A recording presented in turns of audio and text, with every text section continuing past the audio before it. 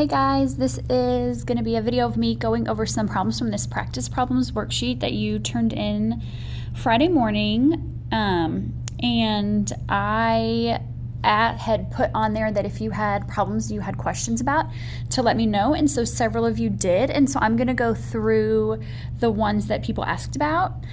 If you forgot to tell me that there were problems you had questions about, or if you were not sure about how to do any of the other ones, please let me know. I really want you to know how to do these. This worksheet, the problems on this worksheet are, I think, a little bit harder, and so I don't want you to stress out. We're learning from home, so everything's a little bit different, and so I don't expect necessarily you to have gotten every single one of these right. Some of these are hard, and so hopefully you were able to get some of them.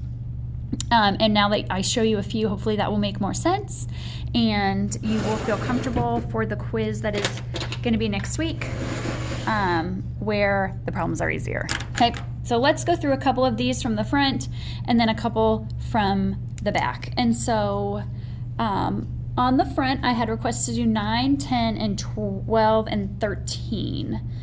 And so I'm going to do that first. So number 9 is here.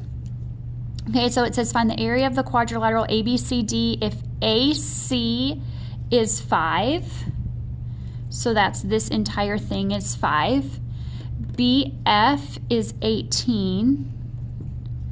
And DE is 10. That should be 10. I know it got cut off a little bit. Listen, if that happens, please tell me. Please email me and say, hey, I can't read everything on that one problem, and I'm glad to help you. I'm available all day to help you kind of clear anything up that did get cut off a little bit. So please reach out. Okay, so what I think about this figure is this is 2 triangles.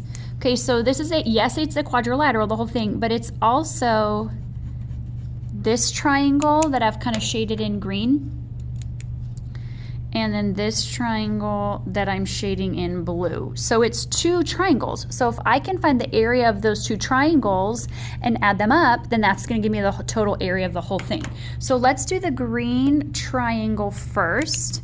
The triangle area formula is 1/2 base times height. Most of you have been doing a really great job of writing your formula every time. Make sure you continue to do that if you would like full credit. Okay, and so this is area equals 1/2. In this green triangle, the base, they said AC, that whole thing, I didn't write it in because it's a lot there, is 5. So the base is 5 and the height is 18. So we've got 1/2 times 5 times 18, which is 45. So the area of that green triangle is 45. Then we can do the same thing to find the area of the blue triangle. 1/2 base times height. They have the same base. They both have AC. So that's going to be 1/2 times 5.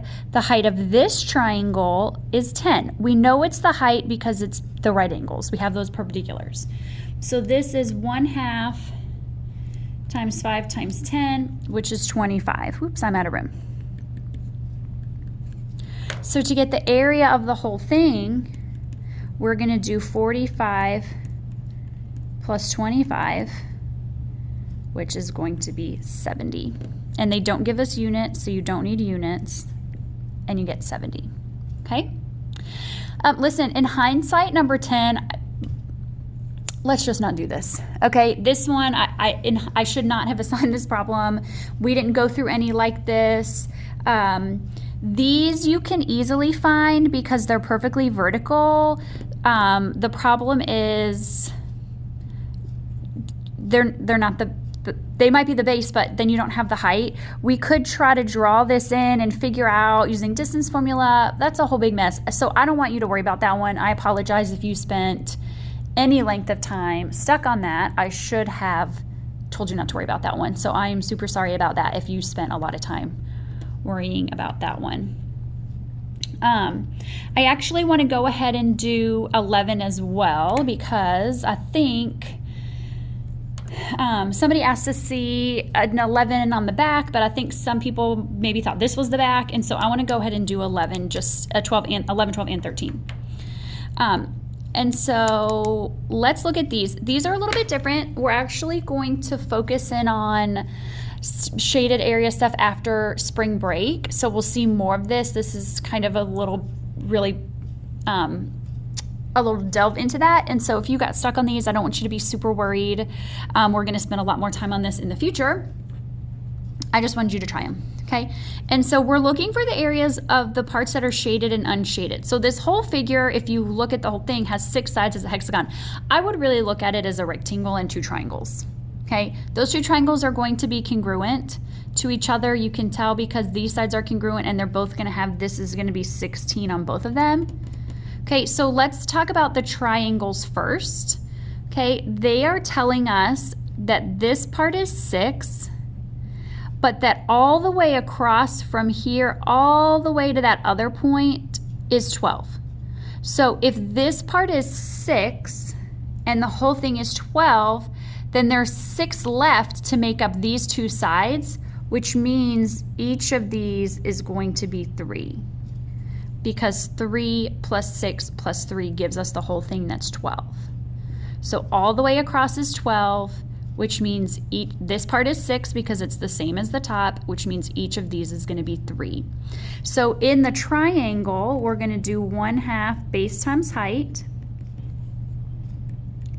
The base of each triangle is 16, and the height is the 3. So 1/2 times, 1/2 times 16 times 3 is 24. So that's just for the one triangle, but there's 2 of them. So the area of the both triangles, I'm just gonna put a little triangle there, is gonna be 48. That's the shaded part, is the 2 triangles. Now let's talk about the unshaded, because it says shaded and unshaded. That's just a parallelogram or a rectangle. They're not marked right angles, so we don't know for sure that it's a rectangle, but you could use base times height, length times width here. We're gonna assume they are rectangles. And so we get 6 times 16, which is 96. So the area of the shaded, or excuse me, unshaded is 96. Okay, over here, we have got a bunch of triangles. So we have a big triangle whose base is 8 and whose height is 24. And it's actually broken up into 4 little triangles that are all congruent to each other. They all have 2 sides that have 2 marks and 1 side that has 1. So all 4 of these triangles, and then the shaded one is 4, are going to be congruent to each other. So if we can find the area of one of the triangles, like the shaded one, that gives us the shaded part. If we can find, then we could just multiply that by 3 because there's 3 that are unshaded. They're all going to be congruent because of side, side, side. Okay, and so we know, okay, because this whole bottom is 8, let me get a different color, and it's cut into 2 equal pieces, each of these is 4. But these are equivalent to the base of the shaded triangle. Okay, we also, the base of that shaded triangle is 4 because this is marked congruent to this. Okay, they have those little congruent symbols there. We also know that this entire height of the big, huge triangle is 24, but the height in the little triangles, this one and this one, 2 of them make up the 24, and they're congruent because the triangles are congruent. So that means each of these heights is 12. So we can say area of the one triangle is 1/2 base times height. So 1/2 of 4 times 12, which is going to be 24. So I'm going to say area SH for shaded. There's 1 of them.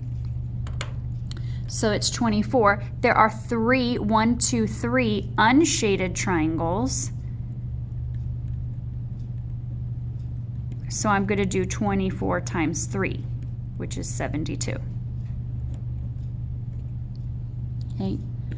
These are tricky. I actually really like these. To me, they're like a puzzle, so I find them fun. You maybe not so much, but I'm hoping that as we're doing them, these make sense. There is not going to be a shaded thing like this on the quiz, so I don't want you to panic if you're like, what? We are going to spend much more time talking about this during after spring break, but I want you sometimes to try stuff on homework that's new and different, and so I want to just see how you did. So hopefully it makes sense now.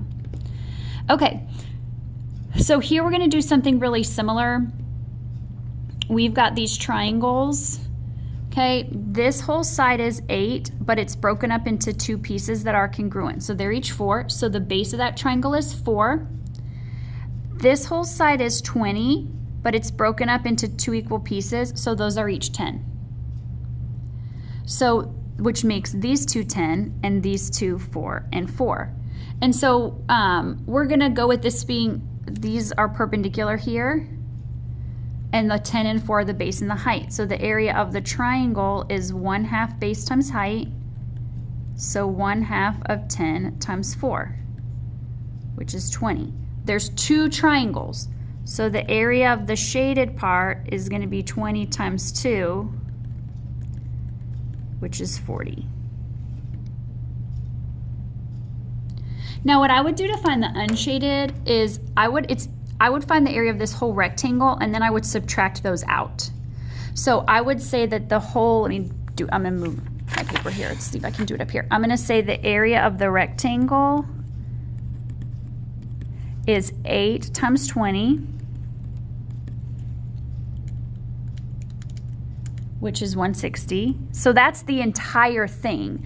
But to get just this unshaded part, I need to subtract out these triangles. The 2 triangles together were 40. So the area of the unshaded is going to be the 160 minus the 40, or 120. Okay? So hopefully now that you see those make sense. These are definitely harder. If you did well on the top, then I think that's a good sign. I will post the answer key for this, like all of my work for the whole worksheet as well. This video is 12 minutes, so I'm gonna stop this one, and then I'll make a second video where I go over a couple from the back. So I will see you then.